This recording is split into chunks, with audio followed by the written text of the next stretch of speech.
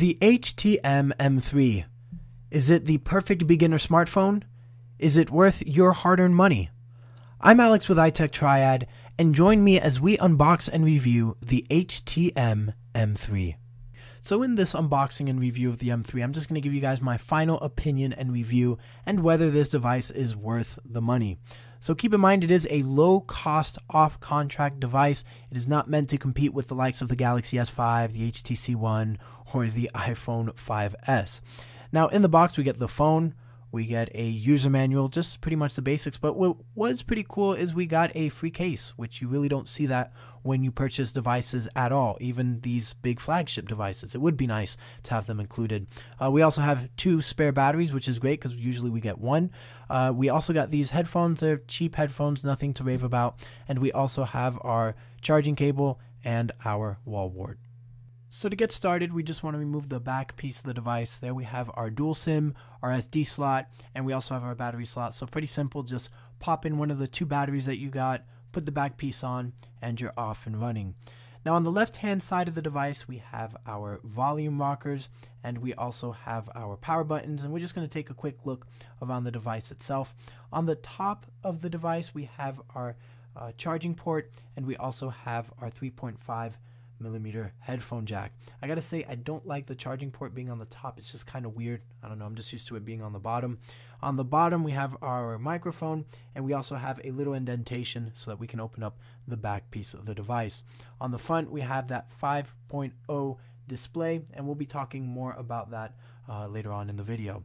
Now I gotta say, this kind of takes cues off the Xperia, which is kind of nice. It feels really nice in the hands, and I've enjoyed it thus far. So out of the box, this is running Android 4.2.2 Jelly Bean. Now it's an older version of Android, but it's not a bad version. It's a very good version, so I have no complaints there.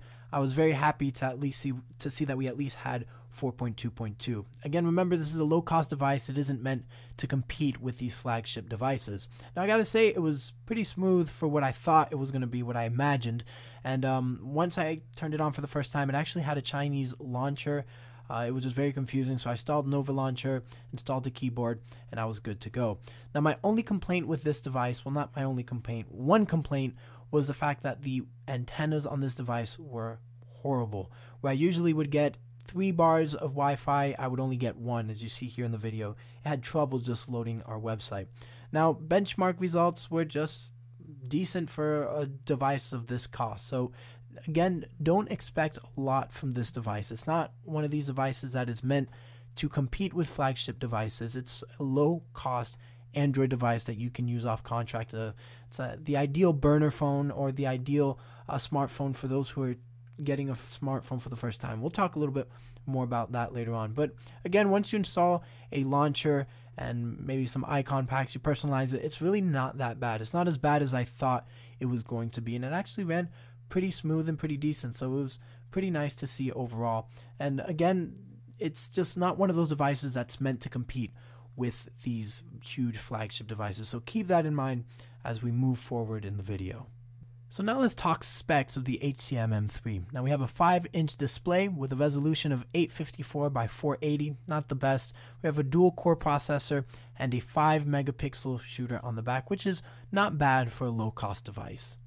Now in the gaming department, it did better than what I thought it would. Now being that it had less than a gig of RAM, I really didn't think it was going to run games very well. Actually, Temple Run 2, it did very well, especially Flappy Birds as well. But those graphic intensive games, Asphalt 8, Riptide GP2, don't expect to get anywhere with this device. It's just not going to run them very great. You're going to have a lot of lag, and overall it's not going to be a good gaming experience. This is more of a on-the-go leisure. Again, this isn't the device for someone who wants to do heavy gaming. As it comes to the camera on this device, yes, it is a 5-megapixel camera, but it's not a very good one. Pictures were washed out, colors were not very good, and even the shutter button on the camera itself, you had to almost give it a pretty good press just to take a picture. It was a huge pain to take pictures with this device, and it just wasn't a overall good experience at all. Now the huge plus side to this device is the fact that it costs less than $85, $81 to be exact. And that's great because you really can't get a pretty good smartphone for 80 bucks. And that's what makes this device what it is. It's a low cost device. So in final conclusion to my review, Would I suggest it as a everyday phone? No.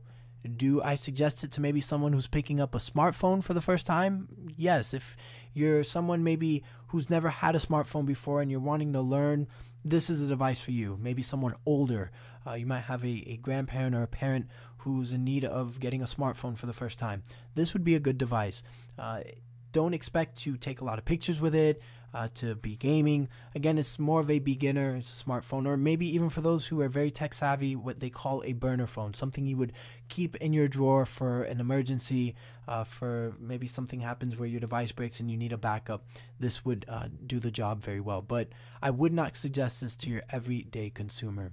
Anyway, guys, this is going to do it for our final review of the HTM M3.